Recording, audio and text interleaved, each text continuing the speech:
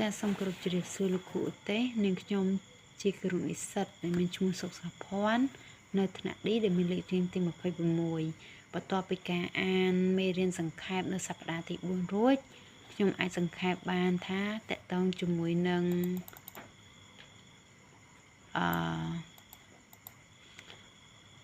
ប្រសិទ្ធភាពនៅក្នុងការវិតម្លៃនៅក្នុងការសិក្សាអញ្ចឹងពាក់ព័ន្ធជាមួយនឹងលក្ខណៈវិនិច្ឆ័យដែលធានាប្រសិទ្ធភាពនៅក្នុងការវិតម្លៃការសិក្សាគឺយើងមាន7ចំណុចធំៗដែលចំណុចទី1គឺពាក់ព័ន្ធជាមួយនឹងលទ្ធផលសិក្សារំពឹងទុកនៅក្នុងមួយម៉ោងសិក្សាដែលច្បាស់លាស់ហើយនឹងសមស្របហើយចំពោះចំណុចទី2វិញគឺពាក់ព័ន្ធជាមួយនឹងការបន្ស៊ីគ្នារវាងវិធីសាស្ត្រវិតម្លៃនិងលទ្ធផលសិក្សារំពឹងទុកនៅក្នុងមួយម៉ោងសិក្សាហើយចំណុចទី3ពាក់ព័ន្ធជាមួយនឹងសុពលភាពចំណុចទី4គឺពាក់ព័ន្ធជាមួយនឹងភាពជឿជាក់និងចំណុចទី5ពាក់ព័ន្ធជាមួយនឹងសុក្រិតភាពហើយចំណុចទី6វិញផលវិបាកវិជ្ជមាននិងចំណុចចុងក្រោយទី7គឺការអនុវត្តនិងប្រសិទ្ធភាពចាអញ្ចឹងពាក់ព័ន្ធមួយចំណុចទី1ពាក់ព័ន្ធជាមួយនឹងលទ្ធផលសិក្សារំពឹងទុកនៅក្នុងម៉ោងសិក្សា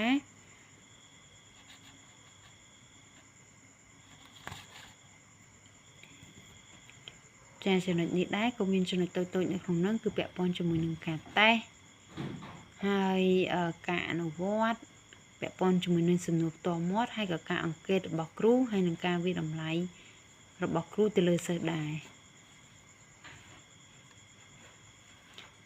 ការវិតម្លៃខ្លួនឯងគឺសិស្សហ្នឹងគឺគាត់ធ្វើការវិតម្លៃដោយខ្លួនឯង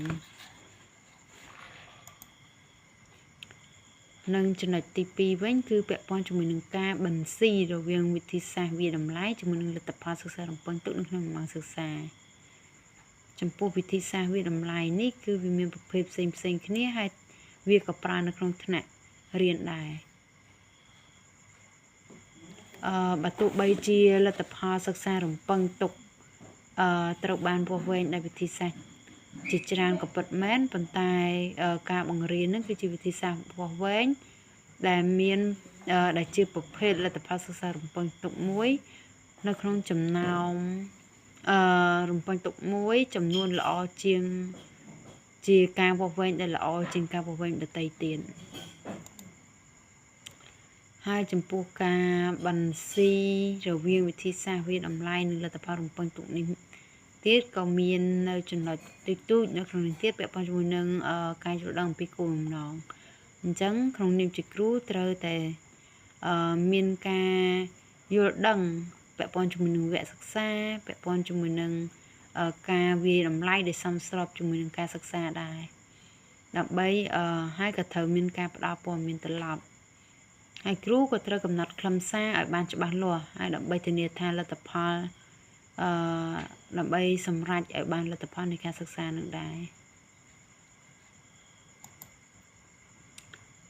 ហើយនឹងចំណុចបន្តទៀតពាក់ព័ន្ធជាមួយនឹងការយល់ដឹងអំពីវឌ្ឍនភាពនេះជាចំណុចទូចនៅក្នុងការបន្ស៊ីរវាងវិធីសាស្ត្រវិតម្លៃគឺពាក់ព័ន្ធមានចំណុចទី2ទៀតគឺការយល់ដឹងអំពីវឌ្ឍនភាពនៃការសិក្សារបស់សិស្សចំណុចនេះដែរគឺជួយឲ្យគ្រូដឹងអំពីចំណេះដឹងហើយនឹងជំនាញអីមួយដែលត្រូវរំពឹងទុកនៅពេលដែលចូលរៀននៅក្នុងវគ្គហើយអាចពិចារណាបានអំពីលទ្ធផលនៃការនៃវគ្គសិក្សារបស់សិស្សនិងការវិតម្លៃពីដំណើរការសិក្សានឹងដែរហើយគ្រូក៏អាចធ្វើការផែនការបន្តទៀតដើម្បីអភិវឌ្ឍកម្មវិធីបន្តទៀតដែរ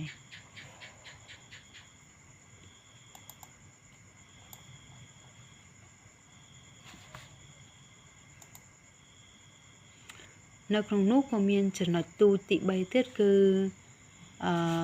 ពាក់ព័ន្ធជាមួយនឹងសុពលភាពដែលអាចសម្រេចបានអញ្ចឹងដើម្បីឲ្យការវាស់វែងនឹងឬក៏ការវិតម្លៃនឹងសមស្របហើយនឹងមានភាពច្បាស់លាស់ហើយក៏អាចវាស់វែងបានដើម្បីសម្រេចនៅការសិក្សារបស់សិស្សនឹងដែរនិង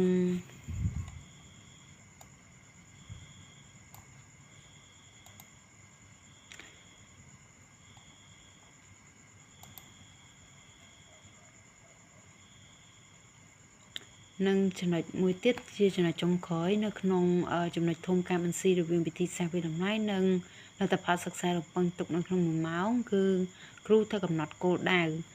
trắng cru trợn đang thà ta cô đào đại miên sầm rạp sơ nâng ca sắc xa ta ở vay tơ để chỉ cô đào sầm rạp sơ hai nâng ca sắc xa bạc sơ dương nâng hai ta sơ thầu từ tụ ban là tập hòa sắc xa nó tam dạy kê đài hai ta dương chỉ kêu nó thời thời đôi đại class đậm bầy bằng panh tang cầm rật này chùm nia hay nên chùm nẹt đằng bà sờ nằng phô tha sầm nẹm nẹt nó không thạ riêng cứ mình miên cầm rật sắc xa coi cầm rật chùm nẹt đằng đôi đôi kia từ sơ class có khlang sơ class mà xung sơ class sao từ hai ta kêu thời thương mày to tiết đậm bầy và to bị càng bỏ quên chập sọc rồi với ta cùng thời ấy to tiết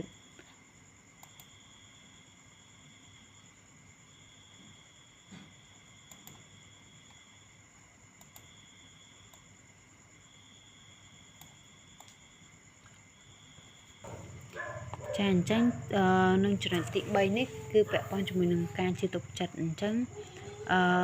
chấm phụ cru ta thở thua đôi đạch đậm bay ảo ca châu rùm thua té nó cứ miền bều liệu đôi kia không can thua té hay nâng ban này tha ta dương thở thua mấy đậm bay ở nẹ châu rùm thua té nó miền bều liệu đôi kia ta không can thua té hay nâng miền Pakistan và hạng hai cái này hai thời thì nia tha nè đã ban châu rùm nâng cứ miền phiệp xoam cho mùi nâng ca tay nâng cứ khu thơ tay bậc cao nơi sầm nua sạ bong này cao vòng về nó ở xong ở slide top cho mùi nâng vật thụ nó này mê trên để ban riêng rồi nâng chẳng ca chưa chạm ní bà sân chỉ dừng thật anh ta nâu bê để tay miền phiệp chưa chạm ta vì miền papa policy lại chẳng cho nó như đấy vẽ pon cho mùi nâng sơ đai mà riêng rong ấy hai con chỉ cho tục đạm bên càng như sra chiều nắng hai con của bạn đẹp trong khuôn sầm rạp ca vi làm lại phần tay mình ai từ tụ bàn tụ po đôi sơ đây mình bàn trim khuôn nên thưa rương đầy xa tài tay được có cầm rong sầm nua được có lùm hạt để dương đã tới nắng cứ bị ắt vẽ pon từ nâng ấy để còn bàn riêng được có ấy để còn bàn trim màu nâng tị buồn tiết vẽ pon cho mùi nâng sụp lập hiệp chàng chẳng vẽ pon nâng sụp lập hiệp ní cứ việc vẽ pon vì tại tông cho mùi nâng trong này càng lứa cứ hiệp chi trẻ chắc vì mình lại cái nào vì này trái hay nâng cao vì làm lại nâng cứ